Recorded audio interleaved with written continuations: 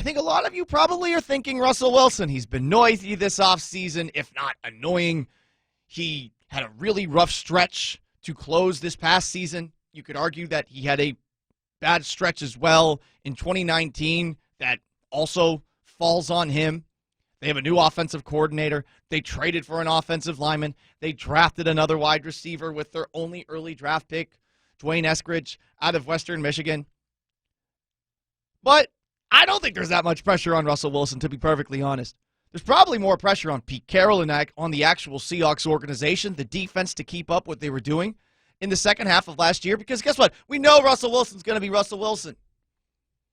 There are things that he has to work on, sure, but when listening to that podcast with Mina Kimes and Nate Tice basically said that the things that Russ needs to work on are just really simple things. And that's what's so hard with him, is because he does so many quarterback things well, but then he's like these real simple things. It's almost like he's like Sunshine from Remember the Titans, where like the 50-yard bomb is easier than the 2-yard throw right in front of his face. And that's kind of how it is. And it's always how he's kind of going to be. It's just that's where the height comes into play. It's not balls getting batted down.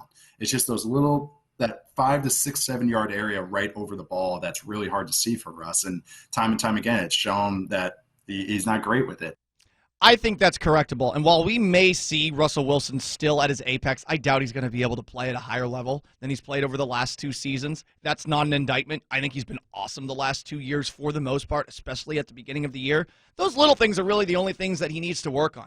There's really not that much pressure on Russell Wilson. I think he has the least amount of pressure on him going into this coming season in the NFC West. I mean, there aren't many expectations attached to the Seahawks right now, if we're being perfectly honest.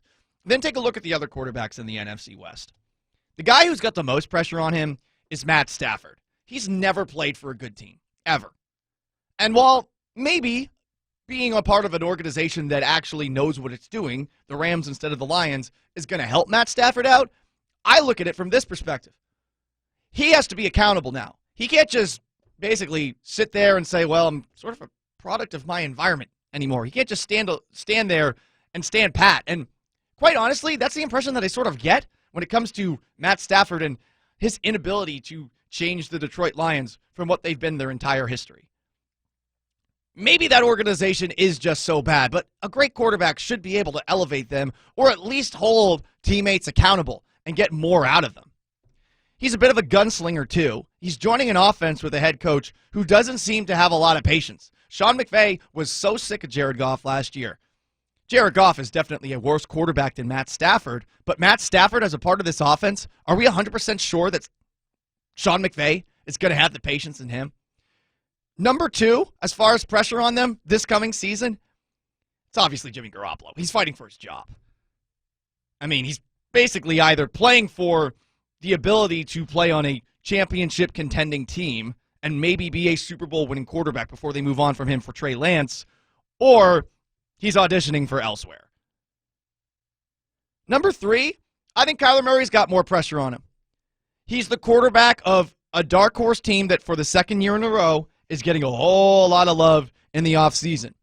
And while Cliff Kingsbury and Steve Keim, the head coach and general manager of the Cardinals, certainly have pressure on them going into this year, he is essentially the one that is going to be responsible for saving their jobs.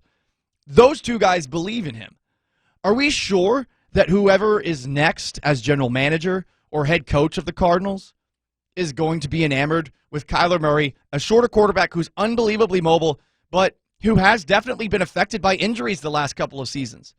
He's tough, no doubt, but there are elements of his game that I think he needs to get a whole lot better in, and I don't think Cliff Kingsbury is helping him on that front. Now, I have a hard time imagining that the Cardinals would be willing to move on from Kyler Murray anytime soon, but I think there's way more pressure on Kyler Murray, who now got J.J. Watt and A.J. Green added to his team this offseason. Malcolm Butler, he has headliners from probably 3, 4, 5 years ago, but that team, there is a little bit of clout, I think, attached to them going into this season. All 3 of the other starting quarterbacks in the NFC West have more pressure on them than Russell Wilson.